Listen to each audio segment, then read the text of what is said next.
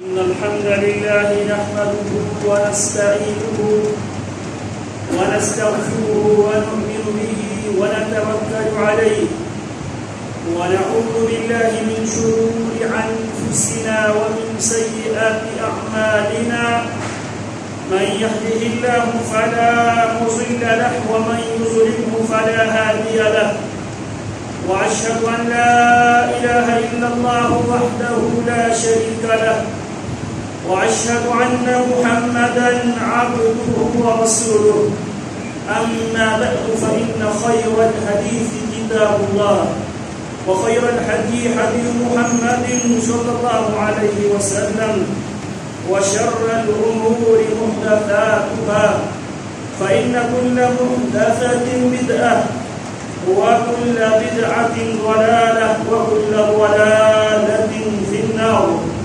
أما بعد فأعوذ بالله السميع العليم من الشيطان الرجيم من همزه ونفخه ونفسه حرمت عليكم الميتة والدم ولحم الخنزير وما أهل لغير الله به والمنخنقة والموقوذة والمتردية والنطيحة وما أكل السبع إلا ما زكيتم وما ذبح على النصب وأن تستقسموا بالأزلام ذلكم فسق اليوم يئس الذين كفروا من دينكم فلا تخشوهم واخشوني اليوم أكملت لكم دينكم وأتممت عليكم نعمتي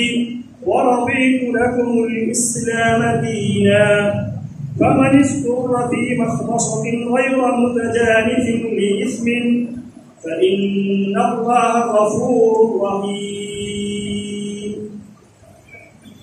حرمت عليكم حرمت حرام کیا گیا ہے علیکم تم پر المیتۃ مردار والدم اور خون ولحم الخنزیر اور خنزیر کا گوشت وما اہل لغیر اللہ بھی اور وہ کہ جس پر غیر اللہ کا نام پکارا جائے والمنخنقۃ اور گلا گونٹنے والا جانور والموقوذۃ اور جسے چوٹ لگی ہو والمتردیۃ اور گرنے والا والنطیحۃ جسے سینگ لگا ہوا وما اور جسے اکل کھایا ہو السبع درندوں نے الا مگر ما زکیتم تم ذبح کر لو وما اور وہ بھی تم پر حرام کیا گیا ہے وذبح جو ذبح کیا گیا علی النصب تھانوں پر وان تستقسموا اور تم قسمت معلوم کرو بالازلام تیروں کے ساتھ ذالکم فسق یہ سراسر نافرمانی ہے الیوم آج یئس نا امید ہو گئے الذین کفروا وہ لوگ جنہوں نے کفر کیا من دینکم تمہارے دین سے فلا تخشوہم بس ان سے مت ڈرو واخشونی مجھ سے ڈرو الیوم آج اکملت میں نے کامل کر دیا لکم تمہارے لیے دینکم تمہارا دین واتممت اور میں نے پوری کر دی علیکم تم پر نعمتی اپنی نعمت ورضیت اور میں نے پسند کر دیا لکم تمہارے لیے الاسلام اسلام کو دیناً بطور دین فمن اضطر پھر جو کوئی مجبور کر دیا جائے فی مخمصۃ بھوک کی صورت میں غیر متجانف لإثم اس حال میں کہ وہ گناہ کی طرف مائل ہونے والا نہ ہو فإن اللہ تو بے شک اللہ تعالی غفور رحیم بے حد بخشنے والا اور نہایت رحم والا ہے۔ سیدنا عمر ابن الخطاب رضی اللہ تعالی عنہ کے پاس ایک یہودی آتا ہے اور امیر عمر رضی اللہ تعالی عنہ سے کہتا ہے یا امیر المؤمنین آیت فی کتابکم تقرؤونها، اے امیر المومنین آپ کی کتاب میں ایک ایسی آیت ہے لو نزلت علینا معشر الیہود، اگر وہ آیت ہم یہودیوں پر نازل ہوتی لاتخذنا ذلک اليوم عیدا، ہم اس دن کو عید منا لیتے۔ سیدنا عمر رضی اللہ عنہ سوال کرتے ہیں وہ کون سی آیت ہے؟ وہ یہودی قرآن مجید کے حوالے سے اس حد تک جانکاری رکھتا تھا، آج افسوس کے ساتھ ہم مسلمان بھی مسلمان ہونے کے باوجود قرآن مجید پر ایمان رکھنے کے دعویٰ کرنے کے باوجود آج ہمیں قرآن مجید کے حوالے سے وہ جانکاری، وہ علم، وہ معلومات میسر نہیں ہے۔ سیدنا عمر سے کہتا ہے آپ کی کتاب میں ایک ایسی آیت ہے، اگر وہ آیت ہم یہودیوں کی کتاب میں نازل ہوتی ہم اس دن کو عید منا لیتے۔ امیر عمر رضی اللہ تعالی عنہ اس یہودی سے سوال کرتے ہیں وہ کون سی آیت ہے؟ یہودی آگے سے کہتا ہے الیوم اکملت لکم دینکم واتممت علیکم نعمتی ورضیت لکم الاسلام دینا۔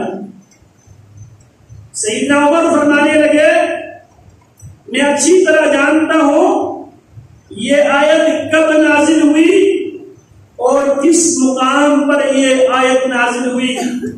فرمانے لگے جمعہ کا دن تھا، 9 ذی الحجہ کی تاریخ تھی، عرفہ کا مقام تھا، محمد رسول اللہ صلی اللہ علیہ وسلم خطبہ عرفہ دے کر پیارے پیغمبر فارغ ہو گئے تھے۔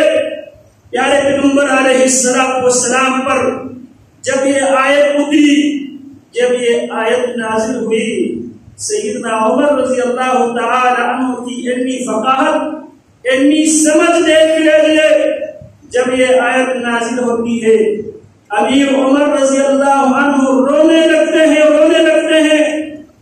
لوگ سوال کرتے ہیں امیر عمر آج تو خوشی کا دن ہے، دین مکمل ہوا ہے، اللہ کی نعمت پوری ہو گئی ہے، اللہ نے دین اسلام کو بطور دین ہمارے لیے پسند کر لیا ہے، اور رونے کا دن نہیں ہے، خوشی کا دن ہے۔ امیر عمر رضی اللہ عنہ کیا فرماتے ہیں؟ ما کمل شیء بدأ نقصانہ، یاد رکھو جب بھی کوئی چیز کامل ہو جاتی ہے وہاں سے اس کی زوال شروع ہو جاتی ہے۔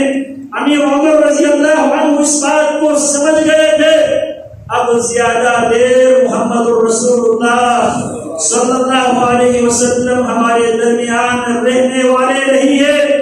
آپ علیہ السلام کو رب العالمین نے جو مشن دے کر، جو ہدف دے کر اللہ رب العالمین نے محمد رسول اللہ صلی اللہ علیہ وسلم کو مبعوث کیا تھا، اب وہ ہدف مکمل ہو چکا ہے، وہ مشن مکمل ہو چکا ہے۔ اب مشن مکمل ہونے کے بعد محمد رسول اللہ صلی اللہ علیہ وسلم زیادہ دیر ہمارے درمیان نہیں رہے گی۔ اس لیے امیر عمر رضی اللہ عنہ رونے لگے تو امیر عمر یہودی سے کہنے لگے میں اس دن کو بھی اچھی طرح جانتا ہوں، اس مقام بھی مجھے اچھی طرح یاد ہے، عرفہ کا دن تھا، جمعہ کا دن تھا، اور اتفاق سے یوم عرفہ کا دن جمعہ کا تھا، اور رسول اللہ صلی اللہ علیہ وسلم میدان عرفات میں پیارے پیغمبر علیہ السلام تشریف فرما تھے۔ اس وقت یہ آیت کریمہ نازل ہوئی، اور ساتھ ساتھ امیر عمر رضی اللہ عنہ نے اس یہودی کو یہ پیغام بھی دیا، یہ میسج بھی دیا، ہم دین بناتے نہیں ہیں جو دین، ہم عید مناتے نہیں ہیں جو عید اللہ نے رسول اللہ کے ذریعے دیا، ہم صرف اسی کو عید مانتے بھی ہیں، اسی کو عید مناتے بھی ہیں۔ اس کے علاوہ ہم اپنی طرف سے نہ عید بناتے ہیں اور نہ عید مناتے ہیں، ہم صرف اسی کو عید مانتے ہیں اور اسی عید کو مناتے ہیں جو اللہ نے رسول اللہ صلی اللہ علیہ وسلم کے ذریعے ہمیں کی۔ باوجود اس کی عظیم ترین دن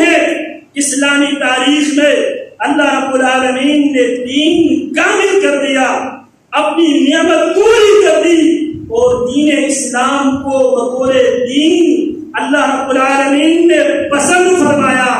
لیکن اس کے باوجود حضرات صحابہ کرام رضوان اللہ علیہم اجمعین عید بنانے کی اور عید منانے کی جسارت نہیں کرتے، وہ صرف اسی کو عید مانتے تھے، صرف اسی کو عید کے طور پر مناتے تھے جو رسول اللہ صلی اللہ علیہ وسلم نے حکم دیا۔ تو یہ وہ عظیم آیت ہے، یہ آیت کریمہ رسول اکرم صلی اللہ علیہ وسلم پر یوم عرفہ کو 10 ہجری اور 9 ذی الحج عرفہ کے مقام پر محمد رسول اللہ صلی اللہ علیہ وسلم پر یہ آیت کریمہ نازل ہوئی، اور اس سے پہلے نبی اکرم صلی اللہ علیہ وسلم نے مسلمانوں کو ایک خطبہ نبی علیہ السلام نے ارشاد فرمایا تھا۔ رسول اللہ صلی اللہ علیہ وسلم ویسے تو جمعہ کی خطبات بھی آپ دیا کرتے تھے، عیدین کی خطبات بھی آپ دیا کرتے تھے، وفود جب آپ کے پاس تشریف لاتے آپ ان کو بھی خطبہ دیا کرتے تھے، لیکن آپ علیہ السلام کے تمام خطبات میں سے یہ جو خطبہ ہے رسول اللہ صلی اللہ علیہ وسلم کے تمام خطبات کا خلاصہ اور جامع ترین خطبہ تھا۔ رسول اللہ صلی اللہ علیہ وسلم فرماتے ہیں ایھا الناس اسمعوا قولی، خطبے کا آغاز اللہ کی تعریف حمد و ثنا کے بعد محمد رسول اللہ صلی اللہ علیہ وسلم لوگوں کو پہلے ذہنی طور پر تیار کر دیتے ہیں۔ ایھا الناس اسمعوا قولی، لوگوں میری بات دھیان سے سن لو، کان کھول کر سن لو، دل و دماغ حاضر کر کے سن لو۔ فإني لا أدري لعلي لا ألقاكم بعد آني هذا بهذا الموقف أبدا۔ پیارے پیغمبر فرماتے ہیں کان کھول کر سن لو، شاید اس مقام پر میں تم سے دوبارہ کبھی نہیں مل سکوں گا۔ ان دماءکم واموالکم حرام علیکم كحرمة يومكم هذا في شهركم هذا في بلدكم هذا۔ رسول اللہ بھی ارشاد فرماتے ہیں ان دماءکم، بے شک تمہارے خون، واموالکم، اور تمہارے ایک دوسرے کے اموال، حرام علیکم، ایک دوسرے پر اسی طرح حرام ہے۔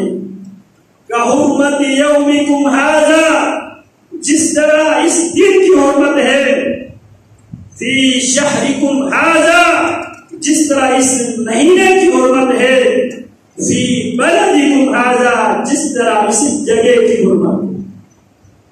جس طرح اس دن کی حرمت ہے، جس طرح اس مہینے کی حرمت ہے، جس طرح اس مقام اس جگہ کی حرمت ہے، اسی طرح تمہارے خون، تمہارے مال ایک دوسرے پر اسی طرح حرام ہے۔ الا كل شيء من امر الجاهلية تحت قدمي موضوع، یاد رکھو جاہلیت کے تمام امور آج میں اپنے پیروں تلے دفنا رہا ہوں، لہذا میرے باپ جاہلیت کو کھود کر جس جاہلیت کو محمد رسول اللہ صلی اللہ علیہ وسلم یوم عرفہ 10 ہجری کو محمد رسول اللہ صلی اللہ علیہ وسلم نے مقام عرفات میں جاہلیت کے تمام امور، جاہلیت کے تمام رسومات محمد رسول اللہ صلی اللہ علیہ وسلم اپنے پیروں تلے دفنا کر گئے ہیں۔ لہذا جاہلیت کی رسوم، جاہلیت کے رواج اور جاہلیت کے نعرے، جاہلیت کے شعار، یہ رسول اللہ دفن کر کے گئے ہیں۔ اس دفن شدہ جاہلی امور کو کھود کے اسے مت اپنانا۔ آج سے جاہلیت میں سے رسول اللہ صلی اللہ علیہ وسلم فرماتے ہیں الفخر فی الانساب، حسب نسب پر فخر کرنا یہ جاہلیت میں سے ہے. فخر پر حسب و نسب پر فخر کرنا یہ جاہلیت میں سے ہے. ذرا بتلائیے رسول اللہ اس کو دفن کرتے گئے تھے، آج ہم نے اس کو کھود کے پھر سینے کے ساتھ لگا کر بھی بیٹھے ہیں. میں شیخ ہوں، میں بن ہوں، میں چودھری ہوں، میں راجا ہوں، اور میری برادری تیری برادری سے بہتر ہے، تو کمتر ہے، تو کمی ہے. محمد رسول اللہ ان باتوں کو دفن کر کے گئے ہیں. اگر محمد رسول اللہ صلی اللہ علیہ وسلم کو حقیقی معنوں میں نبی اور رسول مانتے ہو تو جس کو محمد رسول اللہ دفن کر کے گئے ہیں اسے مت اکھیڑو، اسے مت اپناؤ، اس کی بنیاد پہ تقسیم در تقسیم مت ہو جاؤ. شدید برادری میں کرنا، ہمارے برادری بہتر برادری ہے دوسری برادری کے مقابلے میں. یہ تو دعائیں جاہلیت کے لوگ کہا کرتے تھے. جاہلیت کی سرور کو محمد رسول اللہ کیا فرماتے ہیں؟ علی کل شیء من امر الجاہلیت تحت قدمی موضوع. دور جاہلیت کے تمام خصلتوں کو میں دفن کر کے جا رہا.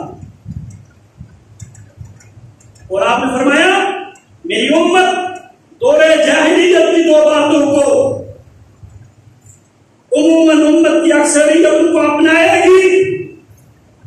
الفخر فی الاحساب، اپنے برادری پر فخر کرنا، لوگوں کی نسل پر طعن کرنا، والنیاحۃ علی المیت، اور مردوں پر نوحہ خوانی کرنا. یہ دور جاہلیت کے امور میں سے ہیں جنہیں محمد رسول اللہ یوم عرفہ کے دن عرفہ کے مقام پر دفن کر کے پیروں تلے روم کر گئے ہیں صلی اللہ علیہ وسلم. پھر فرمایا وَدِمَاءَ الْجَاهِلِيَّةِ مَوْضُوعَةٌ، اور دور جاہلیت کے جتنے بھی خون ہیں ان تمام جو خون ہے اس کو میں آج ان کو دفن کر کے جا رہا. اور آغاز محمد رسول اللہ صلی اللہ علیہ وسلم نے اپنی ذات سے کیا، اپنی برادری سے کیا. فرمایا وَأَوَّلُ دَمٍ عَزَوْ مِنْ دِمَائِنَا دَمُ رَبِيعَةَ بْنِ الْحَارِثِ وَكَانَ مُسْتَرْضِعًا فِي بَنِي سَعْدٍ فَقَتَلَهُ حُذَيْفَةُ. دور جاہلیت میں ایک خون کے بدلے میں کئی خون وہ کرتے تھے. وہ دشمنیاں نسلوں تک چلتی تھی. محمد رسول اللہ فرماتے ہیں دور جاہلیت کے تمام خون میں ان کو بھی ختم کر کے ان کو بھی دفن کر کے جا رہا ہوں. اور آغاز میں اپنے گھرانے سے کرتا ہوں. ہمارے گھرانے میں سے ربیعہ بن حارث بن عبد المطلب وہ بنو سعد میں دودھ پلانے کے غرض سے ہم نے بیچے ہوئے تھے. فقتلہ حذیل، بنو حذیل نے ربیعہ بن حارث بن عبد المطلب کو قتل کر دیا تھا. لہذا آج میں اعلان کرتا ہوں حذیل سے اس خون کا انتقام نہیں لیا جائے گا. یہ دور جاہلیت کے خون تھے، اس کو بھی میں ختم کر دے گا. وَرِبَ الْجَاهِلِيَّةِ مَوْضُوعٌ، اور دور جاہلیت کے تمام سودی جو نظام ہے، سودی سسٹم ہے، سود ہے، اس کو بھی میں دفن کر کے جا رہا ہوں، اسے بھی میں ختم کرتا ہوں. اعلان کیا، صرف اعلان پہ اکتفا نہیں کیا محمد رسول اللہ صلی اللہ علیہ وسلم نے. صرف گفتار پہ اکتفا نہیں کیا، کردار سے ثابت کر دیا، اور کے ساتھ عمل کر کے دکھایا. فرمایا وَأَوَّلُ رِبًا عَزَوْ مِنْ رِبَانَا رِبَا عَبَّاسِ بْنِ عَبْدِ الْمُطَّلِبِ، اور جن سود کو میں ختم کر رہا ہوں ان میں سب سے پہلے اپنے چچا جان عباس بن عبد المطلب یہ اسلام قبول کرنے سے پہلے سودی لین دین کیا کرتا تھا، اور بہت سے لوگ جناب عباس کو سود دینے والے تھے۔ رسول اللہ کیا فرماتے ہیں؟ اب عباس سود نہیں دے گا، عباس جتنا مال دیا ہے اپنے اللہ سے مال دے گا۔ لا تظلمون ولا تظلمون، نہ تم کسی پر ظلم کرو گے نہ تم پر ظلم کیا جائے گا۔ وہ صرف اپنے راس المال ہی دے گا۔ عباس سود وصول نہیں کرے گا۔ رسول اللہ صلی اللہ علیہ وسلم ارشاد بھی فرما رہے ہیں اور پریکٹیکل عملی طور پر کر کے بھی دکھا رہے ہیں۔ فاتقوا اللہ فی النساء، پھر رسول اللہ صلی اللہ علیہ وسلم جان کی حرمت، مال کی حرمت بیان کرنے کے بعد خواتین کی حرمت، خواتین کی عزت و آبرو، عورتوں کی حقوق بیان کرتے ہوئے فرماتے ہیں فاتقوا اللہ فی النساء، عورتوں کے بارے میں ہمیشہ اللہ کا ڈر اور خوف اختیار کیا کرو۔ نکاح کرنے کے بعد، بیوی بنانے کے بعد، گھر میں بسانے کے بعد اس کے ساتھ لونڈیوں والا سلوک نہ کیا کرو۔ فاتقوا اللہ فی النساء، عورتوں کے بارے میں اللہ کا ڈر، اللہ کا خوف، اللہ کا تقوی اختیار کیا۔ فإنکم اخذتموہن بأمان اللہ واستحللتم فروجہن بکلمۃ اللہ، فإنکم اخذتموہن بأمان اللہ، تم عورتوں کو اللہ کے نام دے کر، اللہ کے نام سے نکاح کر کے، خطبہ نکاح پڑھ کے تم عورتوں کو بیوی بنا کر گھر میں لائے ہو، لہذا عورتوں کے بارے میں محمد رسول اللہ حجۃ الوداع میں یہ حکم دیتے فاتقوا اللہ فی النساء، عورتوں کے بارے میں اللہ کا ڈر اور خوف اختیار کیا کرو۔ آج بھی دین کے نام پر عورتوں پر ہی ظلم کیا جاتا ہے، عورت کو دینی مراکز سے، مساجد سے دور رکھا جاتا ہے۔ عورت ہر جگہ جا سکتی ہے لیکن مسجد میں نہیں آ سکتی۔ طلاق کی اختیار اللہ نے مرد کو دیا ہے، طلاق کی اتھارٹی اللہ نے مرد کو دیا ہے۔ ایک مجلس میں 3 بار طلاق دے کر جرم مرد کرتا ہے اور سزا کے لیے عورت کو پیش کیا جاتا ہے۔ ایک مجلس میں 3 طلاق دے کر جرم مرد کرتا ہے اور سزا کے لیے عورت کو پیش کیا جاتا ہے۔ حلالہ کی چھری کے نیچے عورت کو رکھ دیا جاتا ہے۔ جرم تم نے کیا ہے، مجرم تم ہو، اگر حلالہ کرنا ہے تو تیرا ہونا چاہیے۔ اس بیچاری عورت جس پر آلریڈی تم نے ظلم کیا ہے، پھر اسی مظلوم کو سزا دیا جا رہا ہے دین کے نام پر۔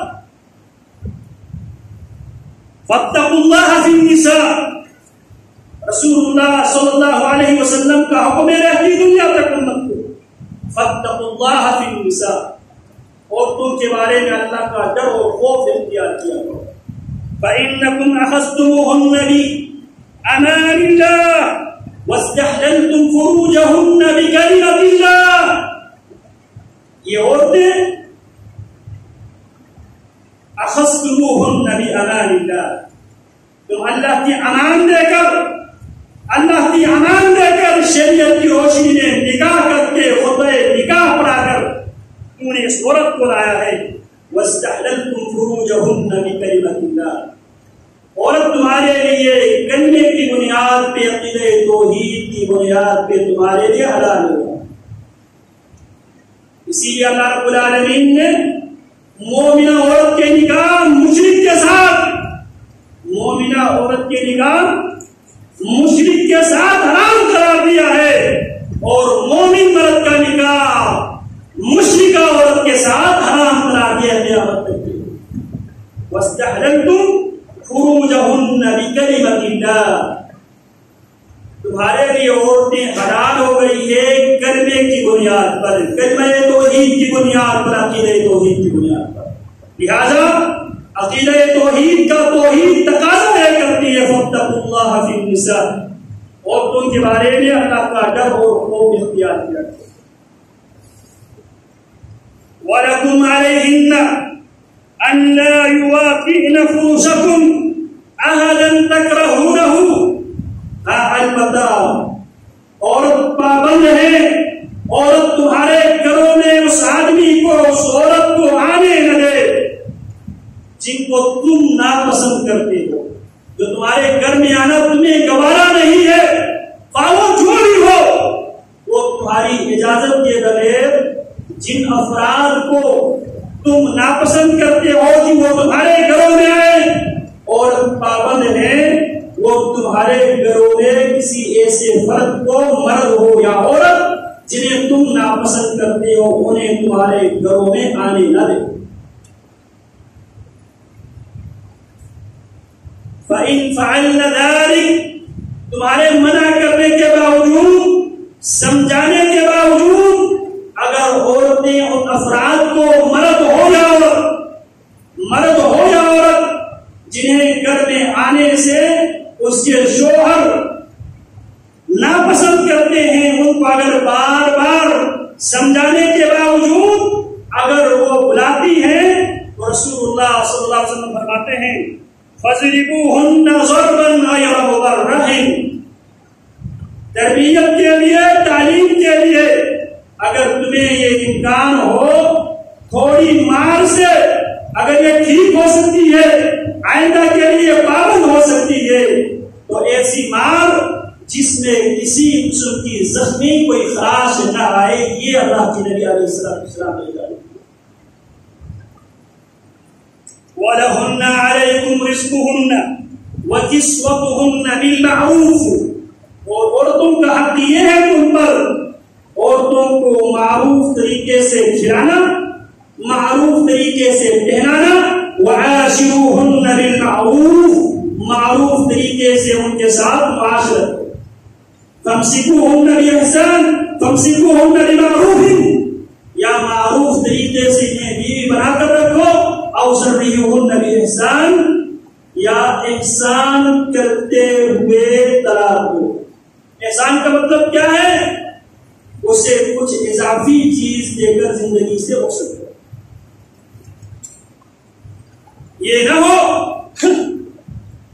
ہم طلاق کے نام پہ اس کو بلیک میلنگ کر کے جو کچھ دیا ہے اس سے ہڑپ کرنے کی چکر میں وَآتَيْتُمْ إِحْدَاهُنَّ قِنطَارًا، اگر بطور حق مہر ایک خزانہ بھی دیا ہے تو عورت سے واپس لینا جائز نہیں ہے. کتنے لوگ ہیں عورتوں کو پہلے چیزیں دے دیتے ہیں پھر ان سے چھین لیتے. فاتقوا اللہ فی النساء، عورتوں کے بارے میں اللہ کا ڈر اور خوف کیا. وقد ترکت فیکم ما لن تضلوا بعدہ ان قسمتم کتاب اللہ. پھر فرماتے ہیں وقد ترکت فیکم ما لن تضلوا بعدہ، میں تم میں ایک ایسی چیز چھوڑ کے جا رہا ہوں، اگر مضبوطی سے تم تھامے رہو گے، اس سے تم وابستہ رہو گے، اس سے تم اپنا رشتہ ناتا قائم رکھو گے، لن تضلوا بعدہ ابدا. محمد رسول اللہ حجۃ الوداع کے موقع پہ، عرفہ کے مقام پہ گارنٹی دیتے ہیں لن تضلوا بعدہ ابدا، اسے مضبوطی سے تم تھام لو، میں محمد تمہیں ضمانت دیتا ہوں تم کبھی بھی ہرگز کی گمراہ نہیں ہوگی. ان اعتصمتم به کتاب اللہ، اگر تم اسے مضبوطی سے پکڑے رکھو کتاب اللہ کو، تم کبھی بھی گمراہ نہیں ہوگی. ایھا الناس لا نبی بعدی ولا امة بعدکم، اور پھر ختم نبوت کا جو عقیدہ ہے اس پر پیارے پیغمبر توجہ دلاتے ہیں امت کی. ایھا الناس، لوگوں اس بات کو بھی اچھی طرح ذہن نشین کر لو، لا نبی بعدی ولا امة بعدکم، میرے بعد کسی نبی نے نہیں آنا ہے، میں آخری پیغمبر ہوں، میں خاتم النبیین ہوں. ولا امة بعدکم، اور تمہارے بعد کوئی اور امت نے بھی نہیں آنی ہے۔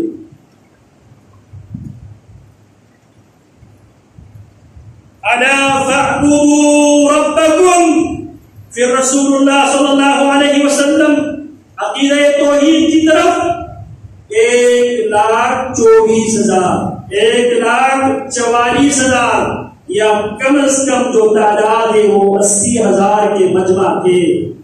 ایک روایت میں 1,24,000 صحابہ کرام کا بہت بڑا مجمع تھا، دوسری روایت میں 1,44,000 کا بہت بڑا مجمع تھا، اور کم از کم جو روایات ہے اس میں 80,000 لوگوں کا مجمع تھا۔ الا فاعبدوا ربکم، لوگوں اپنے رب ہی کی عبادت کرتے رہو۔ وہ عبادت نماز کی صورت میں، وہ عبادت ذبح کی صورت میں، وہ عبادت دعا کی صورت میں، اور وہ دعا حصول اولاد کی صورت میں ہو، حصول شفا کی صورت میں ہو، حصول اموال کی صورت میں ہو، حصول نجات کی صورت میں ہو، دعا عبادت ہے، اور عبادت صرف اللہ کا حق ہے۔ الا فاعبدوا ربکم، محمد رسول اللہ کیا پیغام دیتے ہیں خطبہ حجۃ الوداع میں؟ الا فاعبدوا ربکم، لوگوں اپنے رب ہی کی عبادت کرو۔ لوگوں رب کی مخلوق کو مشکل کشا، حاجت روا، بگڑی بنانے والا، غوث اعظم، داتا، دستگیر دینے والا، شفا دینے پر قادر، اولاد دینے پر قادر، مصیبتوں میں نجات دینے پر قادر کسی کو مت سمجھو۔ الا فاعبدوا ربکم، لوگوں خبردار ہو جاؤ، اپنے رب ہی کی عبادت کیا کرو، اس نے تمہیں پیدا کیا۔ وصلوا خمسکم، توحید کے بعد باری آتی ہے نماز کی۔ محمد رسول اللہ حجۃ الوداع ہے، اور حجۃ الوداع میں محمد رسول اللہ کا الوداعی خطاب ہے۔ پوری امت کے نام، رہتی دنیا تک انسانیت کے نام محمد رسول اللہ کا پیغامات ہے۔ فاعبدوا ربکم وصلوا خمسکم وصوموا شہرکم وآتوا زکاة اموالکم، فرمایا فاعبدوا ربکم، رب ہی کی عبادت کرو، وصلوا خمسکم، 5 وقت کی نماز سنت کے مطابق باجماعت مرد حضرات اور عورتیں گھروں میں ادا کیا، وصوموا شہرکم، رمضان المبارک کی جو روزہ ہے ارکان اسلام میں سے، وصوموا شہرکم، رمضان کے روزے رکھو، وَأَدُّوا زَكَاةَ أَمْوَالِكُمْ طِيبَةً بِهَا أَنفُسَكُمْ، فرمایا خوشی کے ساتھ، محبت کے ساتھ اللہ کے دیے ہوئے مال میں سے زکات ادا کیا کرو۔ وَتَحُجُّونَ بَيْتَ رَبِّكُمْ، اگر کسی کو اللہ رب العالمین نے استطاعت دیا ہے مال میں سے، وَتَحُجُّونَ بَيْتَ رَبِّكُمْ، اور اپنے رب کی اس گھر کی حج کیا کرو۔ فرمایا وَأَطِيعُوا وُلَاةَ أُمُورِكُمْ، اور ریاستی امور میں ریاست کے ذمہ داروں کی اطاعت کیا کرو۔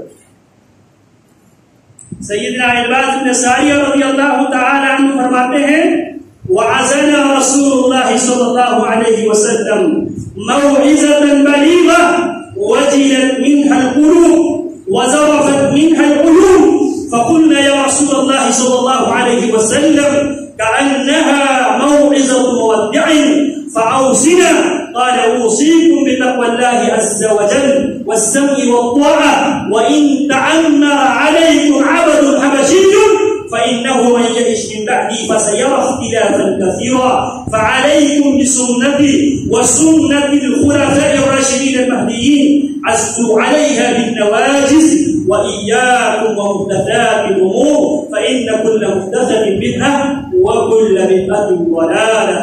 رسول اللہ فرماتے ہیں ولاۃ امور ان کی بھی اطاعت لازمی پکڑو، وَلَوْ تَعَمَّرَ عَلَيْكُمْ عَبَدٌ حَبَشِيٌّ، اگرچہ تم پر کوئی حبشی غلام بھی امیر مقرر کیا جائے۔ امارت کی شروط میں سے اہم ترین شرط کیا ہے؟ مسلمان ہونا، عاقل و بالغ ہونا اور آزاد ہونا۔ غلام حکمران نہیں بن سکتا، لیکن اگر کسی طریقے سے اگر غلام حکمران بن بھی جائے تو اس وقت اس کے خلاف بغاوت نہیں کرنی ہے، ریاست کے امن کو چیلنج نہیں کرنی ہے۔ غلام شروط امارت میں غلام ناکافی ہے، غلام امیر اور حکمران نہیں بن سکتے۔ اگر وہ کسی طریقے سے بن گیا ہے، اگر اس کے پاس پاور آ گئی ہے تو اس وقت محمد رسول اللہ صلی اللہ علیہ وسلم کی تعلیم کیا ہے؟ اس کی اطاعت کرو۔ یہاں پر پیارے پیغمبر کیا فرماتے ہیں؟ وَأَطِيعُوا وُلَاةَ أُمُورِكُمْ، اپنے سربراہ ہے ان کی اطاعت تم پر لازمی ہے۔ کن معاملات میں لازمی ہے؟ جب تک وہ قرآن و سنت کے حدود کے دائرے میں رہے اس وقت تک ان کی اطاعت لازمی ہے۔ اگر وہ قرآن و سنت کی مخالفت کرے اس وقت ان کی اطاعت حرام ہے، لیکن ان کی خلاف بغاوت بھی حرام ہے۔ اسی لیے ائمہ اربعہ میں سے چاروں امام ابو حنیفہ نعمان بن ثابت الکوفی رحمہ اللہ رحمۃ واسعہ بہت بڑے پیروکار رکھتے تھے، لیکن لاش ابو جعفر المنصور کی جیل سے امام ابو حنیفہ کی لاش اٹھتی ہے۔ امام مالک بڑی تعداد میں فالوورز رکھتے تھے، لیکن امام مالک رحمہ اللہ ابو جعفر المنصور کے زدوکوب سے اس حد تک امام مالک پر ابو جعفر المنصور ظلم کرتے ہیں، ان کے ہاتھ شل ہو جاتے ہیں۔ اسی لیے جو افریقن جو کنٹریز ہے ان سے آنے والے لوگ ہاتھ چھوڑ کر نماز پڑھتے، کیونکہ امام مالک رحمہ اللہ کو اتنا زیادہ زدوکوب کیا گیا تھا، امام مالک ہاتھ باندھ نہیں سکتے تھے۔ امام شافعی رحمہ اللہ کو بھی قید کیا گیا، پابند سلاسل کیا گیا، اور ان پر الزام یہ تھا یہ ریاست کی خلاف بغاوت کرتا ہے۔ ہارون الرشید کی عدالت میں پابند سلاسل پیش کیا گیا۔ امام احمد بن محمد بن حنبل ان پر مامون الرشید نے، معتصم باللہ نے، واسف باللہ نے ظلم کی انتہا کر دی، ظلم کی انتہا کر دی۔ کس پر؟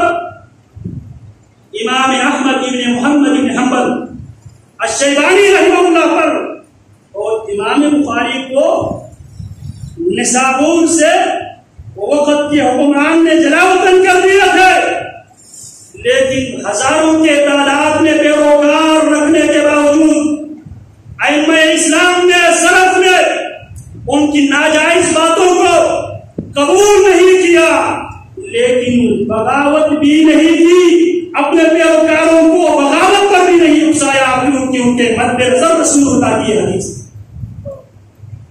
وَأَطِيعُوا وُلَاةَ أُمُورِكُمْ،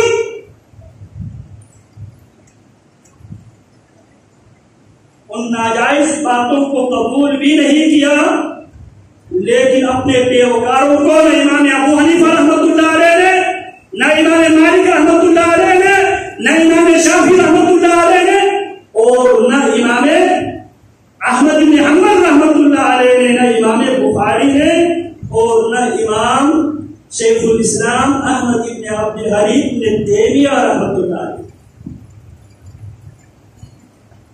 ابن تیمیہ کی بھی لاش قید خانے سے اٹھتے ہیں، یہ قید خانے سے، قید خانے سے، جیل خانے سے، لیکن ائمہ سلف کا ائمہ سلف کا یہ منہج ہے، بغاوت کسی بھی صورت میں جائز نہیں ہے۔ وَأَطِيعُوا وُلَاةَ أُمُورِكُمْ، اور اپنے امراء کے خلاف بغاوت نہ کیا کرو۔ یاد رکھو جو رسول اللہ صلی اللہ علیہ وسلم نے آغاز میں جو بات کی، ان دماءکم واموالکم حرام علیکم، سب سے پہلے امت میں ایک رافضی ہے، ایک خارجی ہے۔ یا رافضی بھی ٹوٹل خالص یہودی پروڈکٹ ہے، خارجی بھی یہودی پروڈکٹ ہے، اور رافضی حضرات صحابہ کرام کو کافر کہتے ہیں، خارجی مسلمان حکمرانوں کو، مسلمان عوام کو کافر کہتے ہیں۔ اور دونوں نے تاریخ اٹھا کر دیکھیے، تاریخ میں سب سے زیادہ خون خرابہ یا خارجیوں نے کیا ہے یا رافضیوں نے کیا۔ منہج سلف اس حوالے سے بالکل واضح اور شفاف ہے۔ سلف صالحین جہاں ناجائز باتوں کا انکار کرتے تھے وہاں بھی وہ بغاوت نہیں کیا کرتے تھے، اور خارجی جو ذہنیت تھے اور رافضی ذہنیت تھے، سیدنا عمر رضی اللہ تعالی عنہ کو شہید ابو لولو مجوسی جو روافض کے رہنما اور پیشوا ہے، آج بھی جناب عمر کی یوم شہادت پہ ایران میں ابو لولو مجوسی کی قبر پہ لوگ عید مناتے ہیں۔ سیدنا عثمان بن عفان رضی اللہ تعالی عنہ کے خلاف جھوٹے سوشل میڈیا استعمال کر کے عثمان بن عفان، میں اسی ششوپن میں تھا کہ میں آج کی تاریخ میں خطبہ حجۃ الوداع پر گفتگو کرو یا میں سیدنا عثمان کی شہادت پہ گفتگو کرو۔ سیدنا عثمان بھی صحیح قول کے مطابق 12 ذی الحج کو زبائیوں کے ہاتھوں شہید ہوتے ہیں، اور جناب عثمان ابن عفان رضی اللہ تعالی عنہ سے مطالبہ کیا جاتا ہے کہ آپ خلافت سے الگ ہو جائیے، ہم آپ کی جان نہیں لیتے۔ لیکن جناب عثمان کو رسول اللہ کی وصیت یاد تھی، رسول اللہ صلی اللہ علیہ وسلم کی دور اندیشی دیکھیے، اللہ کے نبی کیا فرماتے، عثمان اللہ آپ کو ایک ایسی قمیص پہنائے گا، وَأَرَادَكَ الْمُنَافِقُونَ، منافق یہ ارادہ کریں کہ وہ قمیص آپ سے اتروانے کی، تو آپ ان کے لیے اس قمیص کو مت اتاریے۔ جناب عثمان شہادت کو ترجیح دیتے ہیں، رہتی دنیا تک کوئی جتھا اٹھے اور ریاست کے اوپر حملہ بولے اور وہ ریاست کی نظام کو تہوتاراج کرتے، جناب عثمان نے یہ روایات قائم ہونے نہیں دیا، شہادت پیش کی۔ ان سے یہ کہا گیا تھا آپ الگ ہو جائیے، آپ خلافت سے الگ ہو جائیے، ہم آپ کی جان نہیں دیں گے۔ جناب عمر رضی اللہ، جناب عثمان رضی اللہ تعالیٰ عنہ، یہ محمد الرسول اللہ کی تربیت یافتگان تھے، وہ اپنی ذاتی مفادات پہ اسلام کی امت کی مفادات کو مقدم رکھتے تھے۔ جناب عثمان نے اس لیے شہادت کو قبول کیا، کہیں یہ روایت نہ بن جائے کوئی جتھا کھڑے ہو جائے اور وہ 15، 20، 25 ہزار لے کر ریاست پر حملہ کرے اور یہ ایک سنت بن جائے۔ جناب عثمان نے اس روایت کو قائم ہونے نہیں دی، شہادت دی۔ تو جناب عثمان کے خلاف سوشل میڈیا کو یوٹیلائز کر کے بے نام خطوط لکھ کر نوجوانوں کی دماغ خراب کر کے جناب عثمان کے خلاف نوجوانوں کو کھڑا کیا تھا، اور 12 ذی الحج سن 35 ہجری کو عثمان بن عفان رضی اللہ تعالی عنہ مدینہ الرسول میں مظلوم شہید ہو جاتے۔ وَأَطِيعُوا وُلَاةَ أُمُورِكُمْ، یہ محمد الرسول اللہ صلی اللہ علیہ وسلم کا پیغام ہے حجۃ الوداع کا۔ تَدْخُلُوا جَنَّةَ رَبِّكُمْ، تم اپنے رب کی جنتوں میں اسی طرح داخل